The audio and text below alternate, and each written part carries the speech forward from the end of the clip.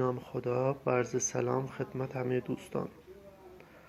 لوازمی که تو تصویر مشاهده میکنید مربوط به نصب توربو شارژ رو خودرو هست که من این لوازم رو تهیه و درست کردم و توضیحاتی در مورد لوازم خدمتون ارائه میدم برای کسانی که علاقه به توربو شارژ یا میخوان اطلاعاتی در مورد توربو شارژ کسب کنند. در ابتدا سراغ خود توربو شارژ میرم و توضیحاتی در موردش خدمتون ارائه میدم. امیدوارم که مفید باشه. توربو شارژی که تو تصویر مشاهده میکنید مربوط به خودروی MG هست و یکی از توربو شارژ های خوب مربوط به خودروهای سواری میشه گفت به حساب میاد. توربو شارژ میشه گفت از 3 قسمت اصلی تشکیل شده. قسمت های حلزونی و قسمت واسطه بین دو حلزون، ورودی روغن و میله پروانه دوتا توربو شارژ که از این قسمت وصل میشه. قسمت حلزونی این قسمت چدنی هست چون رو بغل اگزوز نصب میشه و حرارت زیادی میبینه، برای همین از جنس چدن درست شده. این قسمت رو بغل اگزوز نصب میشه، ورودی گاز اگزوز هست و قسمت خروجی گاز اگزوز. حلزونی آلومینیومی که برعکس حلزونی چدنی ورودی از این قسمت هست و خروجی که با فشار هوا رو داخل موتور میکنه.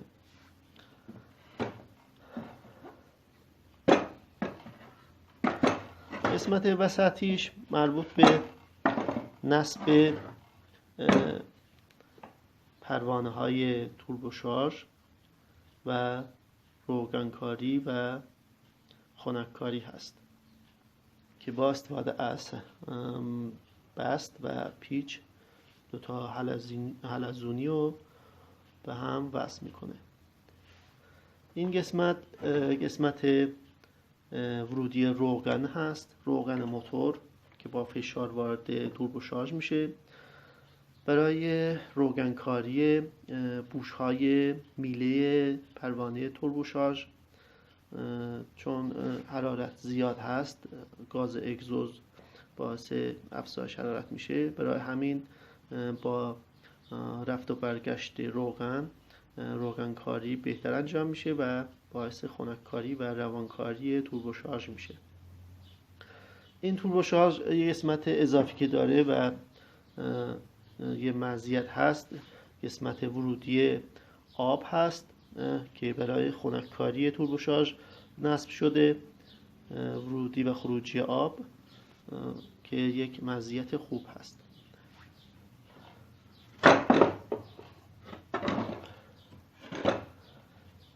قسمت خروجی روغن، وقتی روغن از بالا وارد سیلندر بوش‌های توربو شارژ میشه از این قسمت خارج میشه. البته یه نکته ظریفی رو باید خدمتتون ارائه بدم. وقتی میخواید توربو شارژ نصب کنید این قسمت باید مستقیم پایین نگاه کنه و شیب و زاویه نداشته باشه. اگر شیب و زاویه داشته باشه روغن تو سیلندر توربو شارژ جمع میشه و با جمع شدن روغن و فشارش باعث خروج روغن از کناره های پروانه های توربو شارژ میشه که باعث روغن سوزی و دود ماشین میشه. چون نصب توربو شارژ با زاویه های مختلف انجام میشه البته نصب توربوشارژ های غیر استاندارد، مثلا خواهید رو ماشین توربوشارژ نصب کنید و موتور ماشین مخصوص توربوشارژ نیست و توربوشارژی که خریدید مخصوص موتور ماشین شما نیست. زاویه توربوشارژ ها، حلزونی های توربوشارژ شاید باید تغییر پیدا کنه برای نصب بهتر و شما با استفاده از پیچ ها و بست حلزونی ها میتونید زاویه توربوشارژ رو تغییر بدید. با تغییر این زاویه قسمت ورود و خروجی روغن ممکنه زاویهش تغییر پیدا کنه. برای همین شما میتونید چون متحرک هست طوری زاویه رو تنظیم کنید تا خروجی روغن توربوشارژ به صورت عمود بر زمین، یعنی طوری باشه که شیب دیده نشه و مستقیم از خروجی توربوشارژ به قسمت کارتر موتور ماشین هدایت بشه.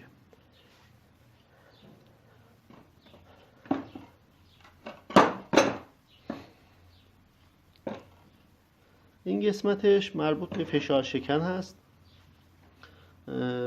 وقتی شما پاتون رو گاز هست و دور توربوشارژ زیاده، هنگامی که پا از گاز میگیرید و دور توربوشارژ هنوز زیاده، فشار زیادی رو قسمت خروجی باد توربوشارژ ایجاد میشه.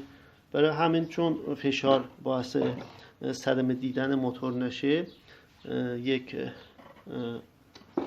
خروجی هوا از این قسمت با استفاده از شلنگ رو فشار شکن توربوشارژ نصب میشه.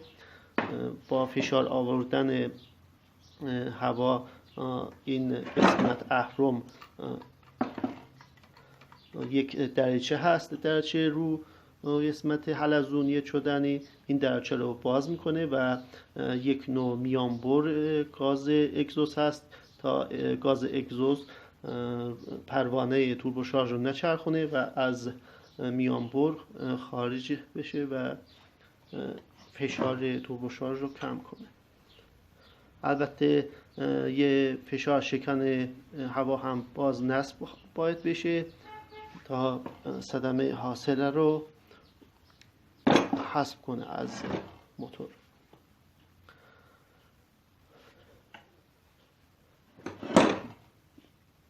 دریچه میانبر هست که گفتم برای خروج گاز اگزوز.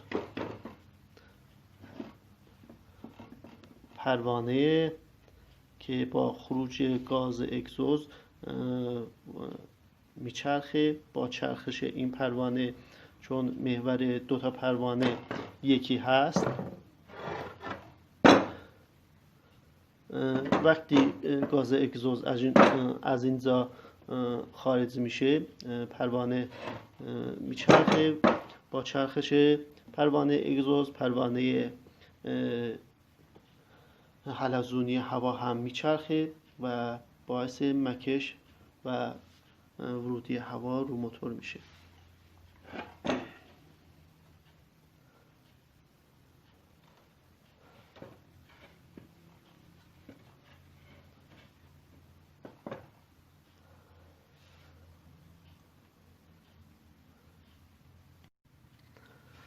البته برای نصب توربوشارژ رو خودرو اندازه توربوشارژ مهمه. توربوشارژ بزرگتر برای دور گرفتن باید موتور زیاد گاز بگیره و به نظر من برای نصب توربوشارژ کوچکتر بهتره تا فشار و آسیب احتمالی رو کم بکنه.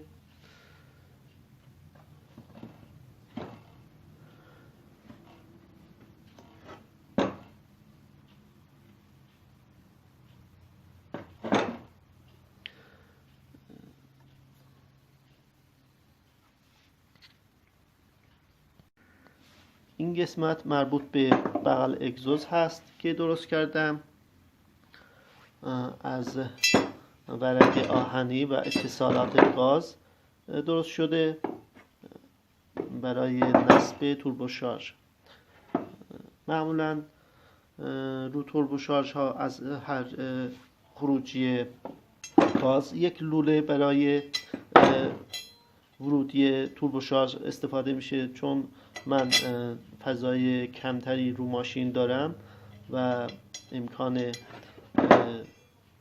نصب جدا جدای لوله نداشتم، از یک لوله استفاده کردم و یه جور بغل اگزوز و میشه گفت هدرز جمع جور درست کردم. درست کردنش هم زیاد سخت نیست. من با استفاده از واشر بغل اگزوز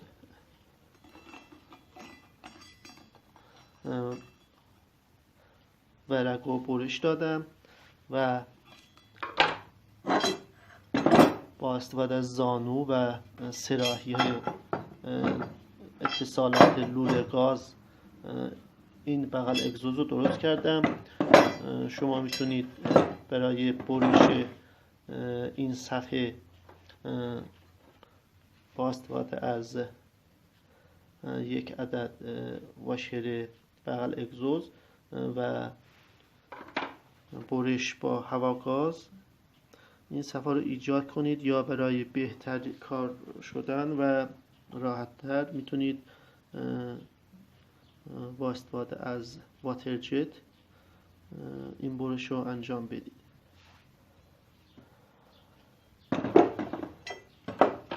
همونطور که میدونید این قسمت هم توربوشارژ سوار میشه.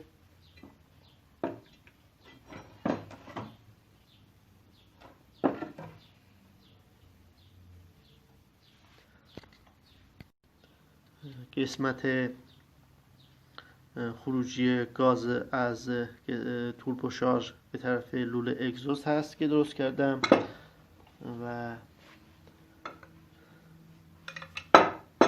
یک عدد مهره رو لوله توش زدم برای نصب سنسور اکسیژن.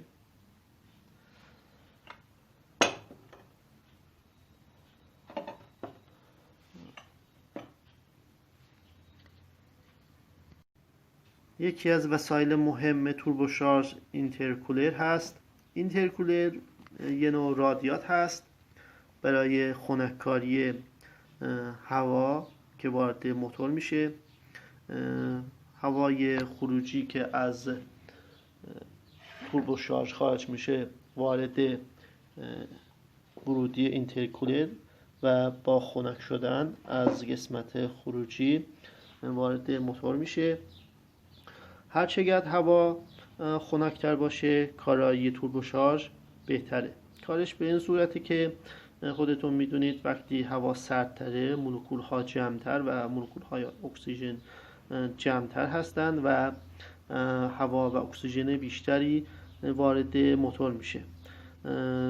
چون فشار توربوشارژ باعث ایجاد حرارت هوایی میشه، اینترکولر حرارت ایجاد شده رو کم میکنه و باعث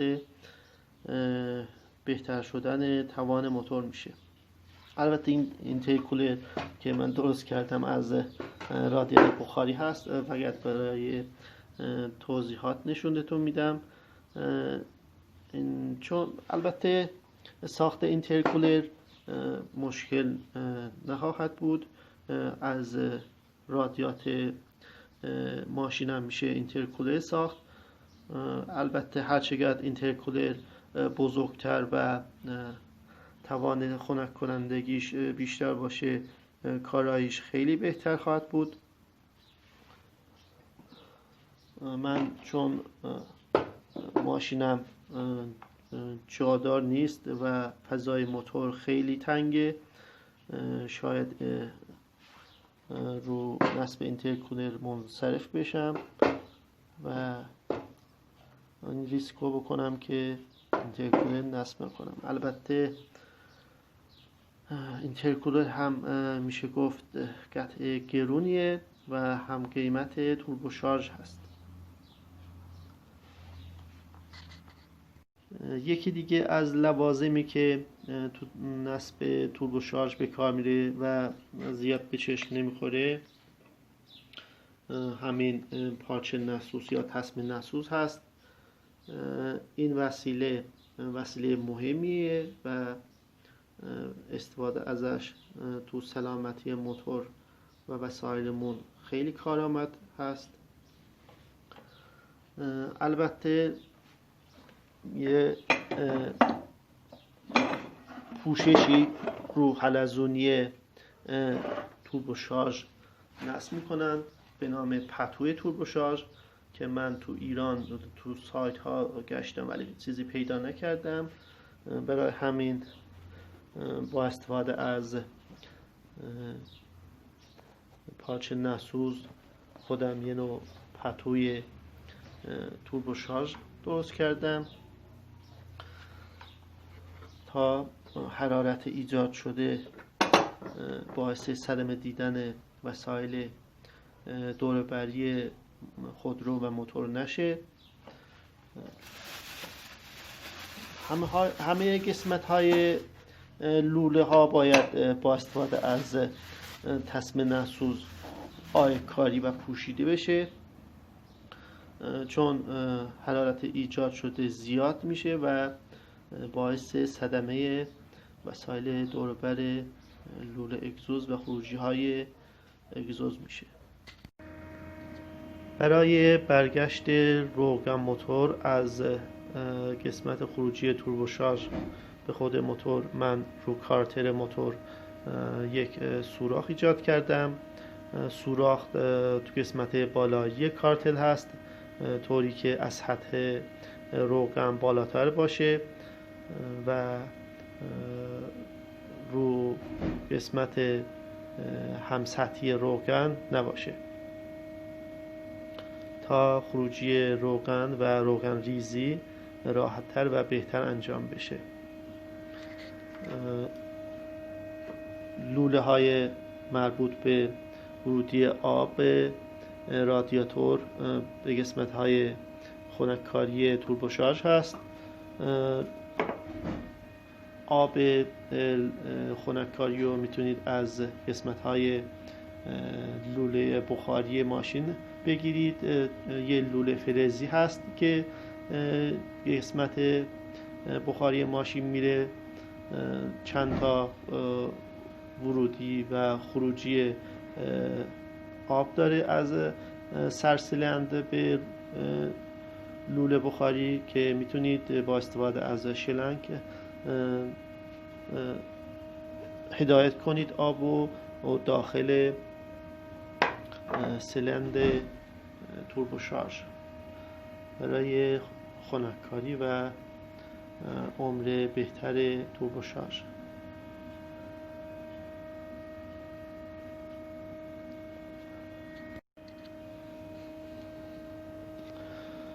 واشرهای مربوط به توربوشارژ هست. قسمت های ورودی و خروجی توربوشارژ که من خودم اینا رو درست کردم از واشر نسوز هست. از زانوی لوله گاز هم میشه تو قسمت هایی که لوله باید خم بشه استفاده کرد.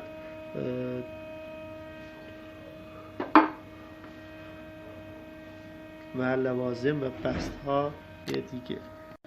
برای هدایت هوای فشرده شده از قسمت توربوشارژ به اینترکولر و اینترکولر به موتور از لوله های لاستیکی مخصوص توربوشارژ استفاده میکنیم یا هر لوله نسوز و با دوام دیگه. برای نصب این نوع توربوشارژ از لوله 2 اینچ استفاده میشه و جاهایی که باید خم بگیره لوله من از زانوی لوله گاز استفاده میکنم. استفاده از لوله لاستیکی بهتر از لوله فلزی هست، چون موتور ایجاد حرارت میکنه و لوله اگر فلزی باشه حرارت رو به خودش میگیره و باعث گرم شدن هوا میشه، هوای توربوشارژ، که همونطور که گفتیم هرچقدر هوا سردتر و خنکتر باشه برای توربوشارژ کارایی موتور و توربوشارژ بهتره و آسیب به توربوشارژ هم به موتور نمیرسه یا کمتر میشه. من تو ویدیوی قبل یه نوع میکسر هم درست کردم که اگه مشاهده کرده باشید یک قسمتش مربوط به توربوشارژ، یه نوع میکسر گاز دو کاره بود که هم برای ورودی گاز دوگانه و تنظیم توربوشارژ هست. تو اون میکسر یه نوع فشار شکن درست کردم و یک گیج نصب کردم. با استفاده از گیج و فشار شکن فشار توربوشارژ رو تنظیم میکنم و کارایی توربوشارژ رو نسبت به موتور بهتر و تنظیمتر انجام میشه. انشاءالله به زودی این ابزار و توربوشارژ رو خودرو نصب میکنم و حاصل نتیجه و کارایی توربوشارژ رو بهتون نشون میدم تو یوتیوب و آپارات. امیدوارم مفید باشه. البته خیلی از دوستان قسمت های از ویدیوهای قبل رو نگاه میکنن و سوالات مربوط به توربوشارژ و سوپرشارژ رو میکنن. تعدادی فرق سوپرشارژ و توربوشارژ رو نمیدونن که با مطالعه قسمت نظرات و سوال پاسخ ها میتونن جواب سوال و اطلاعات مربوط به توربوشارژ و سوپرشارژ رو دریافت بکنن. تقریبا 30 عدد ویدیو هست که میتونید با اشتراک و مشاهده ویدیوها به بسیاری از سوالات خودتون برسید. من خوشحال میشم اگه نظر، پیشنهاد و راه حل بهتری ارائه بدید و برای بهتر شدن کارها و درست کردن وسایل بهتر با هم راهنمایی و مشورت انجام بدیم. و از همه دوستان که ویدیوهای منو تماشا میکنن تشکر میکنم و سپاسگزارم از همه دوستان.